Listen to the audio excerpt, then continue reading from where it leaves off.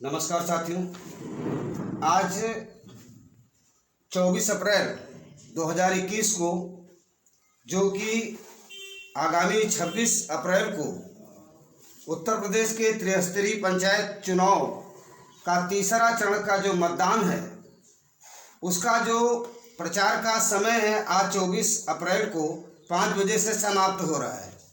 हम पूरे उत्तर प्रदेश में जहाँ जहाँ संभव होता है, क्रांति पथ न्यूज़ की तरफ से और यूपी राजधानी न्यूज़ की तरफ से हम कवर करने के लिए जाते हैं। और हमारा ये प्रयास है कि बेहतर सरकार, गांव की बेहतर सरकार बने।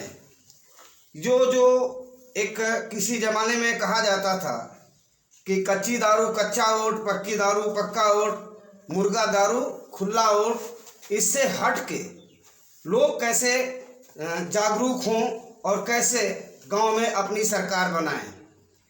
हम इस समय ग्राम शिवनाम, विकासखंड त्रिवेदीगंज, जनपद बाराबंकी में जो प्रधान का चुनाव हो रहा है, ये अनुसूचित जाति महिला के लिए पद आरक्षित है।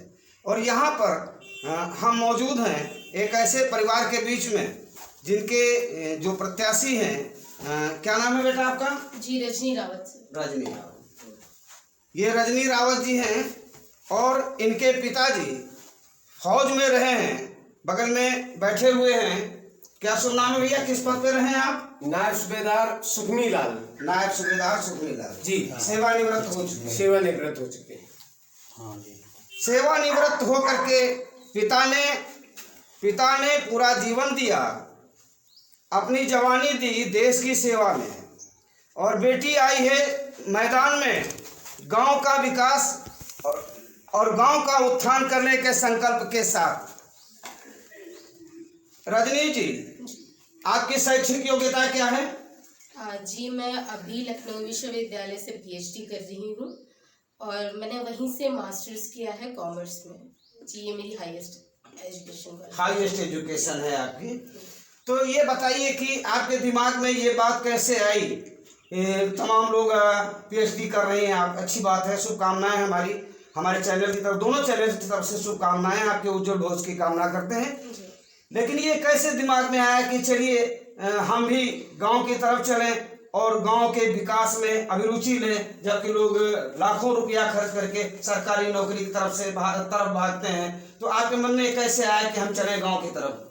जी सर, मेरे मन में समाज सेवा का भाव हमेशा से रहा है। समाज सेवा का भाव जी, और मुझे अपने लोगों को, जब मैं गांव आती थी, मैं लोगों को देखती थी, उनकी स्थिति क्या है, उनके हक होते हुए भी उन्हें नहीं मिल पा रहे हैं, उनकी जो सुविधाएं हैं वो उन तक नहीं पहुंच पा रही हैं।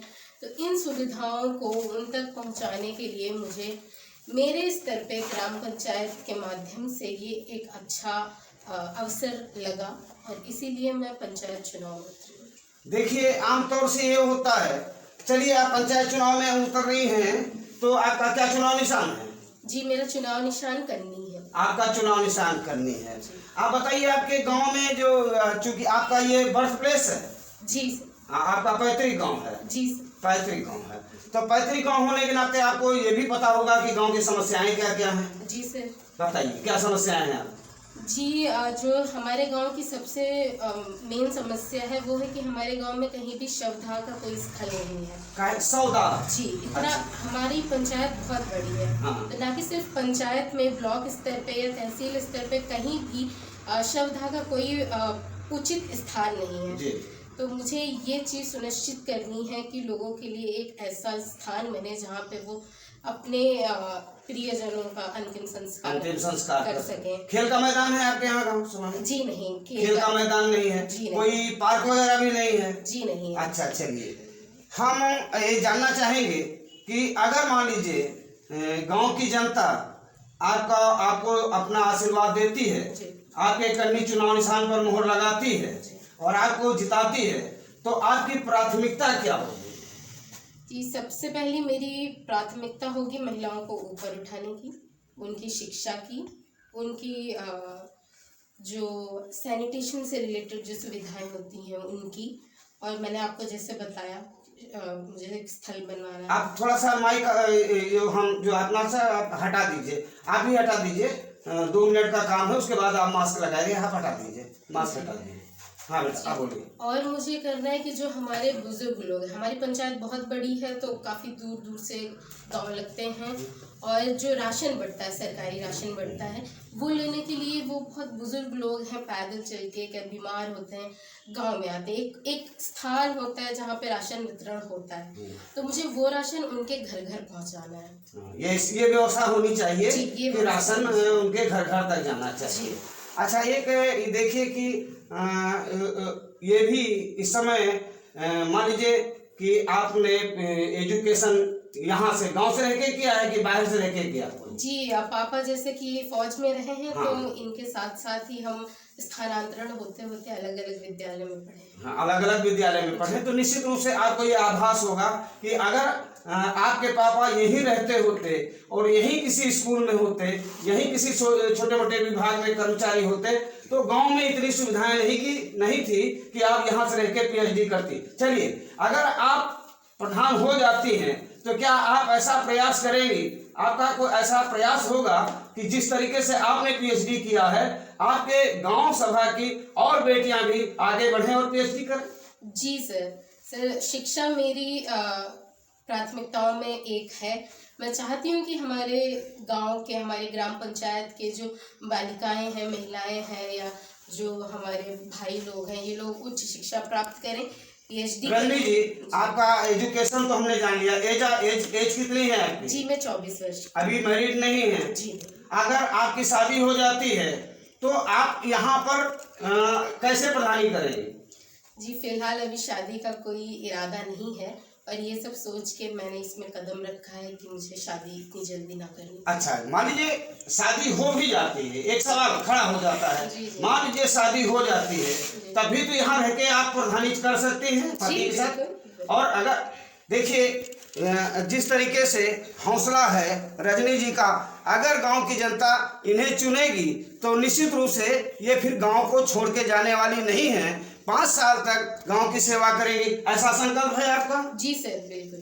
देखिए, हाँ, निश्चित रूप से पंचायत महिला अनुसूचित जाति के लिए आरक्षित है, और इनसे बढ़िया योग्य उम्मीदवार कोई हो ही नहीं सकता। हमने सुना है, किसी महापुरुष ने कहा है कि वोट और बेटी को बेचा नहीं जाता है, बल्कि किसी काबिल योग्य आदमी के हाथों सौंपा जाता है। अब चुनाव की जनता क्या तय करेगी, ये देखने की बात है। कन्नी पर मोहर लगाती है, रजनी जी को आशीर्वाद देती है या किसी और को आशीर्वाद देती है। आपके बगल में आपके पिताजी बैठे हैं। सुखमीलाल जी, आप क्या गांव की अब तक ये रजनी जी से ज़्यादा आपका अनुभव होगा गांव का, इसी मिट्टी में आप पैदा हुए जी, यहीं आप खेले कूदे हैं जी। कोई दादा है, कोई बाबा है, कोई परबाबा है, कोई दादी है, कोई बहनें हैं, कोई चाची हैं। क्या अपील करेंगे उनसे आप? हम यही अपील करेंगे कि सभी लोग, हमारे जितने ग्रामवासी हैं, बिटिया को हमारी कन्नी पर मोहर लगाकर विजयी बनाएं। और हम 24 साल देश की सेवा किया है, और हमें एक बार गांव की सेवा करने का अवसर दें। हम ग्राम पंचायत का नाम ऊपर करेंगे, ऊंचा करेंगे। हमने बहुत से प्रदेश में घूम घूम के देखा है, महिला सीट होती है, और हो सकता है इस गांव में भी हो। हम किसी पे कोई कमेंट नहीं करेंगे, किसी प्रत्याशी पे। बहुत सारे प्रत्याशियों को हमने पूरे उत्तर प्रदेश में देखा है कि बहन के नाम पर, बेटी के नाम पर, बहू के नाम पर, महिला सीट पर ऐसे लोगों को खड़ा कर देते हैं जिन्हें ना बोलना आता है, ना लिखना आता है, और 5 साल तक अपनी प्रधानी खुद ही बैठ के करते हैं। लेकिन हमको उत्तर प्रदेश लेवल पे एक ही ऐसा योग्य उम्मीदवार मिला जिसके मन में हौसला है विकास का और जज्बा है समाज की सेवा करने का। रजनी जी, हम हर प्रत्याशी के लिए शुभकामनाएं देते हैं। हम एक बार, आखिरी बार चैनल पे आपसे चाहेंगे कि आप बताइए, आप अपने शब्दों में 26 तारीख को मतदान होना है, तो आप गांव के समस्त मतदाताओं से, जो भी वोटर्स हैं आपकी गांव सभा में, उनसे आप क्या अपील करेंगे? जी, मैं हाथ जोड़ के ग्राम सभा के वासियों से सिर्फ यही अपील करना चाहती हूँ कि वो किसी के बहकावे में ना आए। हमारे खिलाफ जो कुछ भी कहा जा रहा है उन पे ज़्यादा ध्यान ना दें, और 26 तारीख को ज़्यादा से ज़्यादा मात्रा में अपने घर से बाहर निकलें, और मतदान करें, हमारे चुनाव निशान कन्नी पे मोहर लगाएं और हमें खूब सारा आशीर्वाद दे के विजयी बनाएं। और मैं 5 साल, अगले 5 साल गांव के विकास के लिए पूरी तरह से तत्पर रहूंगी और हमेशा यहीं पे रहूंगी, आप लोगों के बीच में रहूंगी और गांव का विकास करना ही मेरी जिम्मेदारी होगी। बहुत बहुत धन्यवाद। हम क्रांतिपन न्यूज की तरफ से हम किसी का समर्थन नहीं कर रहे, किसी की बुराई नहीं कर रहे। आपकी टक्कर किसी से होगी भी नहीं, क्योंकि टक्कर तो बराबर वालों में होती है। ना तो शिक्षा में टक्कर हो रही है, ना बोलने में टक्कर हो रही है, बाकी लोग लड़ रहे हैं चुनाव। जी जी जी, कोई टक्कर नहीं है, कोई टक्कर नहीं है। नहीं, मुकाबला किसी से नहीं है। जी जी जी, किसी से मुकाबला नहीं है। आपको आशीर्वाद मिलेगा, भरोसा है। गांव की जनता कहाँ मोहर लगाएगी? कन्नी पर लगाएगी। चलिए, हमारी शुभकामनाएं हैं, आप विजयी हो। और हम भी यही अपील करेंगे कि योग्य प्रत्याशी हैं, अगर जनता की समझ में आता है। अभी हम ये तो नहीं कंक्लूड कर रहे हैं कि हम किसको बढ़त दिखा सकते हैं, लेकिन निश्चित रूप से हमने जो हमारा जो सर्वे है, हम जब आए हैं तो इस प्रत्याशी के घर आने से पहले हमने गांव में कई लोगों से बातचीत की। गोपनीय रूप से ये भी नहीं बताया कि हम मीडिया के लोग हैं। हमने देखा है कि रजनी रावत ने पूरी गांव सभा में दूसरे सभी प्रत्याशियों से काफ़ी बढ़त बना रखी है। निश्चित रूप से ये विजयी होंगी। और दूसरे प्रत्याशी के लिए हम कोई कमेंट नहीं करेंगे। अभी तो 24 घंटा 48 घंटा बाकी है। एक एक मिनट पर एक एक मतदाता का रुख बनता है और बिगड़ता है। अगर यही बढ़त बनी रही तो रजनी रावत निश्चित रूप से ग्राम प्रधान बनकर गांव का प्रतिनिधित्व करेगी। हमारी शुभकामनाएं हैं। जय हिंद।